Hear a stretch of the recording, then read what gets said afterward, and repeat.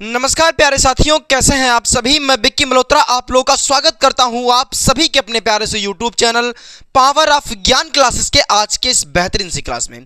तो साथियों देखिए, आज के इस वीडियो में मैं बात करने वाला हूं जनसंख्या वृद्धि की समस्या या जनसंख्या वृद्धि एक अभिशाप। अच्छा, आपने ऐसा 2 बार क्यों लिखा है? इसका रीजन है साथियों, आपके पेपर में इस तरीके से पूछ सकता है कि जनसंख्या वृद्धि की समस्या क्या होती है, या तो इस तरीके से पूछेगा कि जनसंख्या वृद्धि एक अभिशाप है। ये हमें निबंध लिखना अपने पेपर में। अगर दोनों में से कोई एक आ जाए तो निबंध यही लिखना पड़ेगा, केवल एग्जामिनर पूछने का तरीका बदल देगा। यानी इसलिए हमने दोनों तरीके से लिख दिया है। अगर कह दे कि जनसंख्या वृद्धि की समस्या या जनसंख्या वृद्धि एक अभिशाप, तो अगर ये दोनों बातें एक ही हैं तो इनका हम जो है निबंध इस तरीके से लिखेंगे। लेकिन साथियों, लिखने का एक बेहतर तरीका भी आपको पता होना चाहिए। जैसा कि आप जानते हैं कि आपके यूपी बोर्ड में 7 नंबर का आता है, 7 नंबर का आता है भाई, और ये 7 नंबर बहुत ही ज्यादा इंपॉर्टेंट है हमारे पूर्णांक तक पहुंचने के लिए।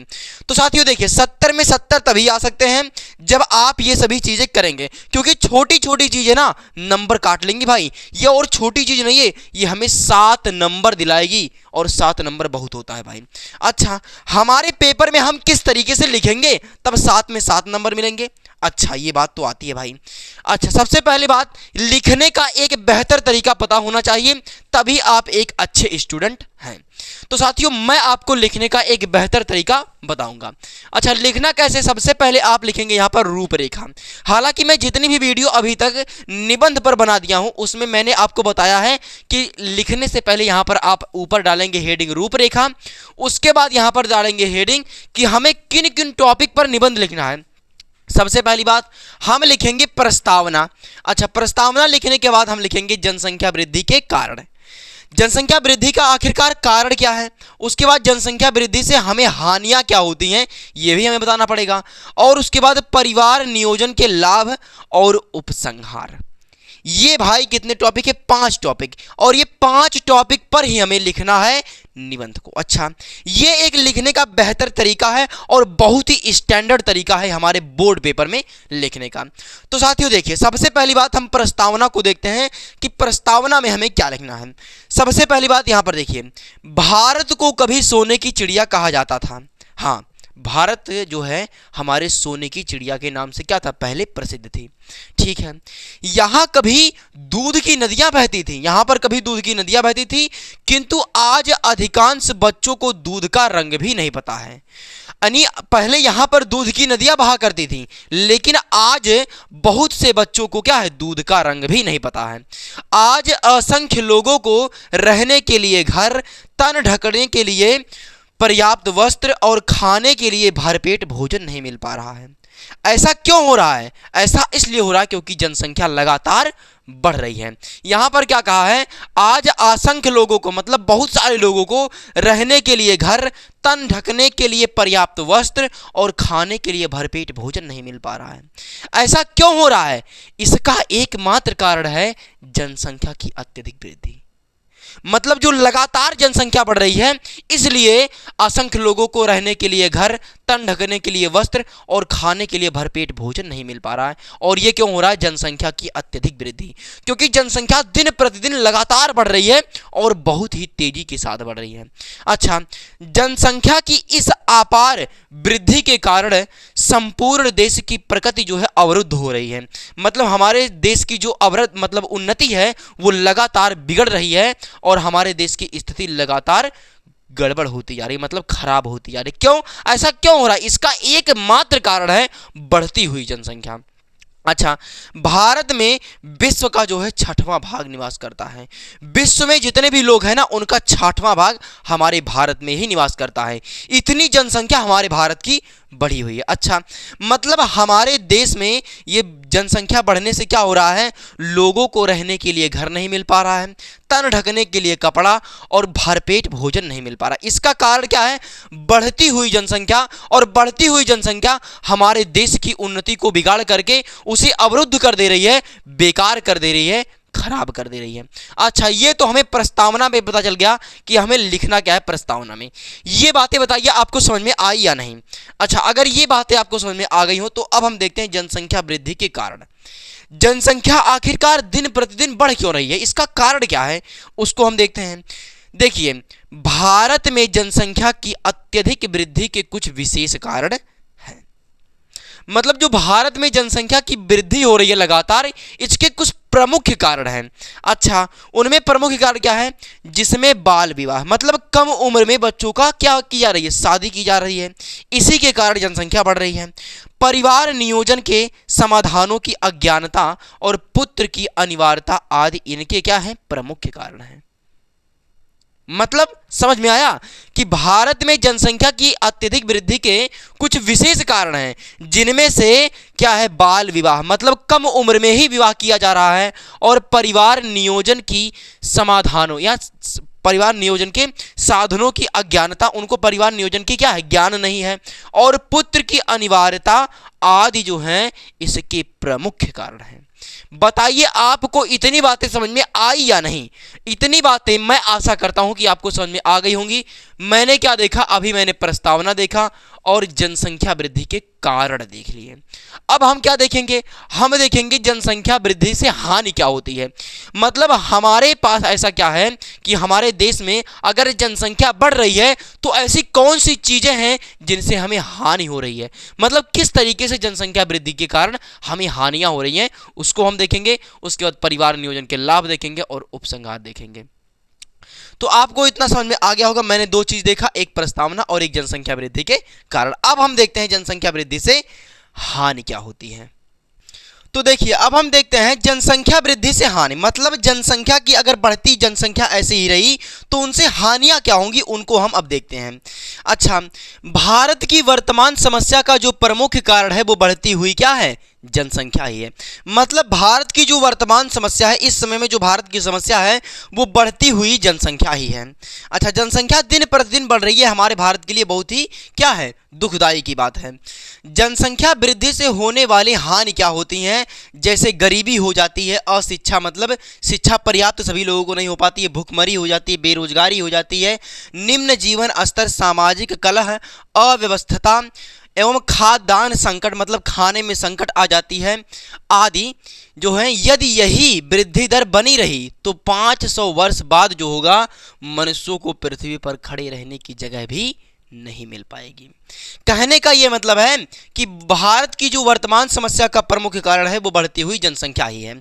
जनसंख्या वृद्धि से होने वाली हानि जैसे गरीबी, अशिक्षा, भूखमरी, बेरोजगारी, निम्न जीवन स्तर, सामाजिक कलह, अव्यवस्था एवं खाद्यान्न संकट आदि, यदि यही वृद्धि दर बनी रही, मतलब इसी प्रकार से अगर जनसंख्या बढ़ी रही या बढ़ती रही तो 500 वर्ष बाद मनुष्यों को पृथ्वी पर खड़े रहने की जगह भी नहीं मिल पाएगी। इसीलिए हमें जनसंख्या पर क्या होता है, रोक लगाना चाहिए, ताकि जो हमारा जीवन बहुत ही अच्छी तरीके से व्यतीत हो सके और यहाँ पर जो होगा हमारे भारत की वर्तमान समस्या का प्रमुख कारण ना बने। क्योंकि हमारे भारत की जब जनसंख्या बढ़ रही है तो लोग बेरोजगार हो रहे हैं, उनकी अशिक्षा में उनके अंदर आ रही है, वो भूख, मतलब उनका पेट नहीं भर पा रहा है, वो बेरोजगार हो रहे हैं और गरीबी से जूझ रहे हैं।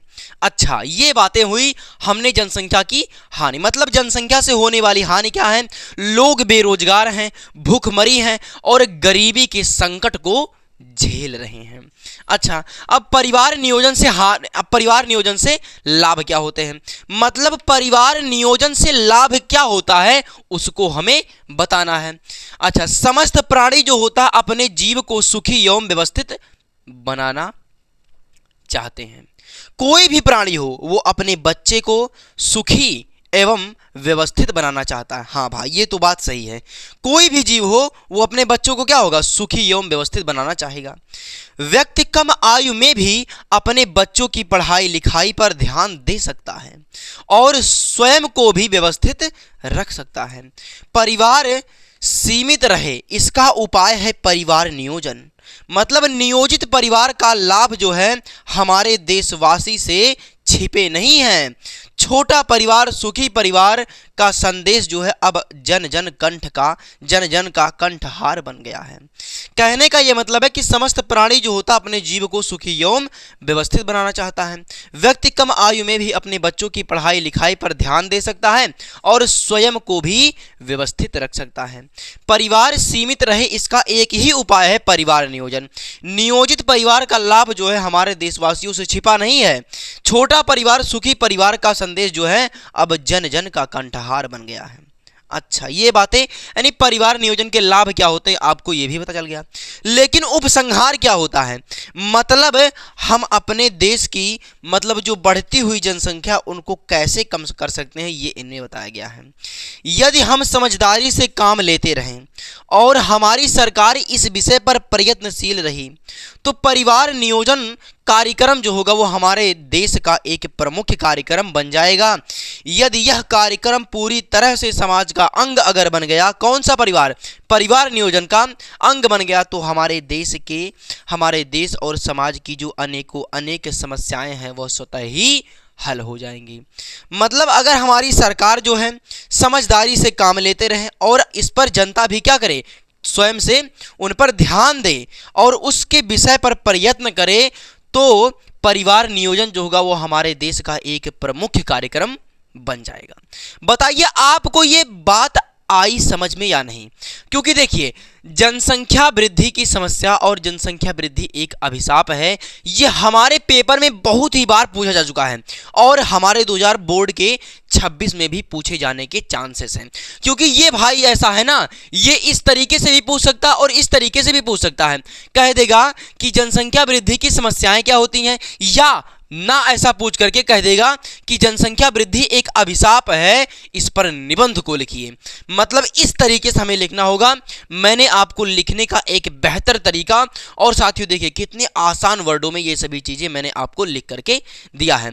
साथियों ये सभी चीज़ें लिखने में बहुत ही ज़्यादा मेहनत लगती हैं और आपके सामने ये दिखाई दे रहा है कि इसको हमने हाथ से बहुत ही अच्छी तरीके से लिख करके आपको ये कंटेंट मिल रहा है, ताकि हमारे साथियों को 1% का भी दिक्कत ना हो और वो ये सभी चीज़ों को बहुत ही आसानी से समझ सकें। क्योंकि भाई ये हमारे बोर्ड पेपर में 7 नंबर का आता है और 7 नंबर बहुत ही ज़्यादा मायने रखता है आपके लिए। क्योंकि जिस समय आप भाई पेपर कर रहे होंगे उस समय एक एक नंबर आपके लिए बहुत ही ज़्यादा इंपॉर्टेंट होगा, क्योंकि एक एक नंबर करके भाई आप तभी 70 तक पहुँच जाएंगे और 7 नंबर बहुत ही ज़्यादा इंपॉर्टेंट होता है। हालांकि आप अगर जीवन परिचय की वीडियो नहीं देखें तो जाकर के मैंने हर एक लेखक के हर एक कवि के जीवन परिचय बहुत ही आसान शब्दों में बहुत ही अच्छी तरीके से करा दिया गया है। यदि आपने नहीं देखा तो जाकर के जरूर देख लीजिएगा। और इसके पहले साथियों हमने 2 निबंध की क्लासेस या 3 लगभग में करा दिया है। अगर आपने नहीं देखा तो जाकर के उनको भी देख लीजिएगा, क्योंकि हमारे बोर्ड पेपर में आएंगे निबंध जरूर। और ये पक्की बात है 7 नंबर आपके पक्के हो जाएंगे अगर आप ये सभी जीवन परिचय मतलब ये सभी निबंध को कर लेते हैं। तो साथियों मैं आशा करता हूं कि ये बहुत ही अच्छी तरीके से आपको समझ में आ गया होगा। ये क्लास ऑफ होने के बाद एक बार इसको पुनः आप रिवाइज कर लीजिएगा। तो साथियों मिलते हैं अगले वीडियो में, तब तक के लिए bye bye, take care, thank you. लेकिन अगर आपको ये क्लास अच्छी लगी हो तो एक लाइक जरूर कर दीजिएगा और जो बच्चे चैनल पर नए हैं वो चैनल को जरूर सब्सक्राइब कर लीजिएगा, क्योंकि इस चैनल पर हिंदी, इंग्लिश, गणित और विज्ञान की क्लासेस प्रॉपर तरीके से चलती हैं। Thank you.